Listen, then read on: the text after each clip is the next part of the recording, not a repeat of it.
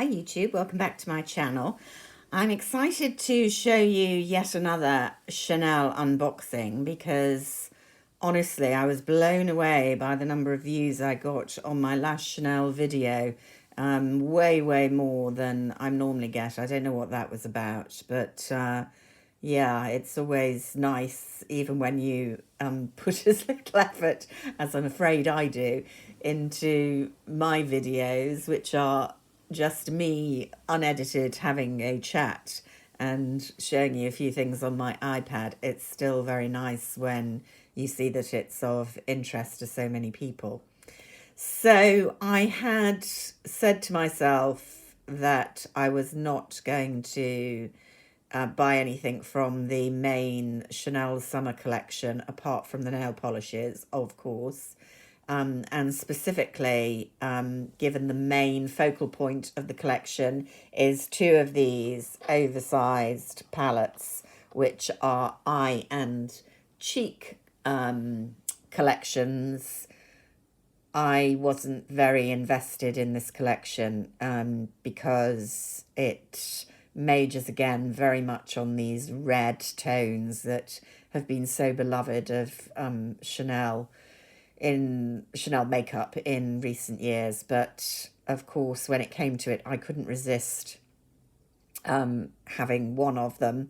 So I went for the more wearable for me looking palette, telling myself that perhaps it would be good for travel because it would be combining bronzer cheek with possibly a very basic eye look. So what can I say? These are really expensive items, you know, 70 plus pounds for a palette, however glamorous, is a lot, isn't it? What can we do? It's literally just arrived 10 minutes ago. I've unpacked and looked at the palette. I haven't unpacked the other items, which I'll show you in a minute. So I went for number 957 Tendresse, which I have opened and photographed for Instagram before we swatch it together for the first time. And that looked, let's go with a bit of natural light. That looked the more wearable of the two palettes to me, but you can see very red based. These are for eye and cheek. Now, somebody very sensibly suggested the other day I should have covered the mirror on my eye palette with the little velvet pouch. There isn't a pouch with this one, so that good idea isn't going to happen. But we can do my usual trick whilst I dig in for the first time. It feels smooth, but not that soft. There we go. That's the peach. Very skin toned, to be honest.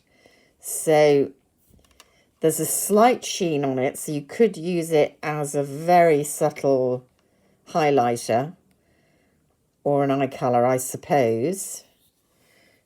Then this is the one I thought would work as a contour on me, or a very neutral matte eyeshadow. It's neutral to warm, isn't it, really? It probably would work quite well as a very basic eye colour. And with a soft brush, I could probably get away with it as a bronzer, although, yeah, I like a bit of sheen, really. Then we've got this quite rosy, corally red. This definitely... Now, that is not that pigmented, to be honest. So I can imagine that would look quite pretty as a apricot type blusher. I can't really see me wearing it on the eyes. And that doesn't feel super blendable. Having said that, sometimes these things work very differently on the eyes. Now, this very dark kind of... It looks more terracotta. It looked kind of plum in the palette. So I was quite hopeful about that as a blush, because whilst it looks quite dramatic, I find these very plum-toned blushes actually work quite well on my rather wintry complexion. But you can see that actually looks much kind of browner in the swatch. So those are the hand swatches of that. I don't know, what do we think? I'm not blown away, I have to say, but yeah, until we try on the face with brushes, it's always hard to tell. None of these, apart from this one, have any kind of shine. They're very matte, which some people love. You know me, I like a bit of sheen and shimmer, even a bit of glitter, even though it's not so good at my age. So yeah, maybe I should have stepped away from this palette. I mean, it's a gorgeous item to own. I do love the kind of look and feel of these oversized palettes. Are they practical? In the sense that you've got plenty of product to take away with you if you're traveling, maybe. Equally, they're jolly big to cart round with you on a daily basis if you're putting them in your makeup pouch for your handbag or whatever. So I don't know. Yeah, I'm a bit disappointed. Along with the collection are 2 nail varnishes, which I wasn't that excited about looking at them. I literally haven't taken them out of the box on the website, but you know me, I collect, so I had to have them. It's got to stop one day because it's getting out of hand. Here's the first of them, which is Rouge Queer, Leather Queer, Leather Red. Again, a kind of bricky red. It's a cream. Yeah, it might look pretty. It's not very summery, really, I have to say. We've said this before, haven't we, about, or I've said it before, and people have been sensible enough to agree with me.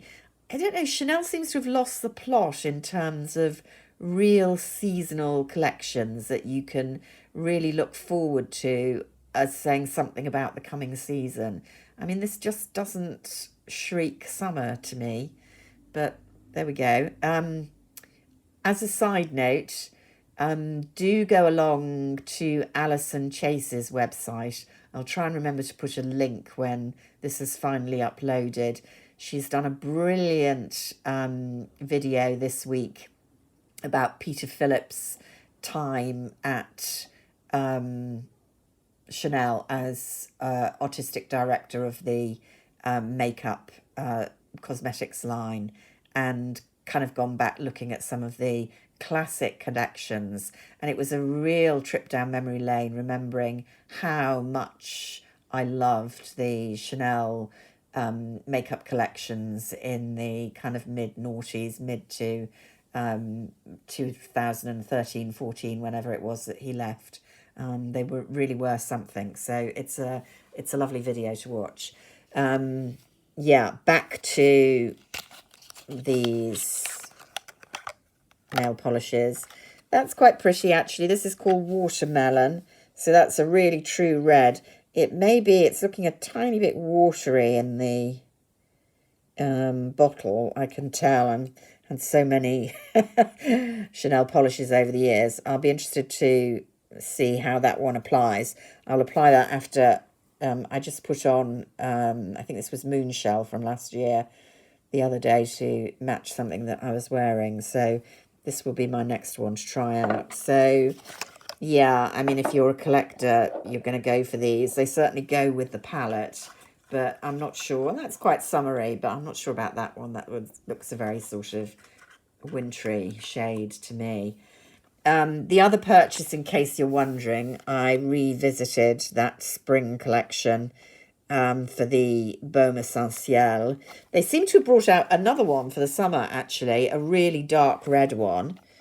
The swatch on the website was very odd because it looked almost invisible, as if it was a mistake. I couldn't resist going for the lilac one in the end. I've got 3 of these now, and I don't really wear them a lot, but I don't think that even shows that. It's not showing very much on camera, showing a little bit more, sorry. knocking the screen in real life. You know, if I was in the United States where we can send things back, that would be going back. Very disappointing. How is it that people have raved about this on YouTube? I should know better, shouldn't I? Honestly. Okay, so that was a very disappointing. Let me show you the nail polish that I've got on next to it. That looks quite pretty, doesn't it? But honestly, in real life. Yeah, that was a bit of a disappointing unboxing. For me, anyway. Hopefully not so much for you. Let me know if any of you have a different view to me and are hugely excited about this summer release. Or do you still yearn for the days, the good old days, when there were more seasonally appropriate and varied collections? I am loving the two pieces I showed you the other day, actually. I've been experimenting with the eye palette, and whilst I won't say it's my all-time favourite, it's nice and it is spring-like. And the blush, the illuminating blush, is really, really gorgeous. If there's one Chanel item that you want to treat yourself to at the moment, it's still available on the UK website. It's very pricey, but it's a beautiful, beautiful illuminating blush. It looks beautiful on the cheek and it looks beautiful in the palette. So, yeah, that's the one to go for in my view. Anyway, I hope you all have a beautiful, wonderful weekend, and I will speak to you all soon. Until then, bye for now.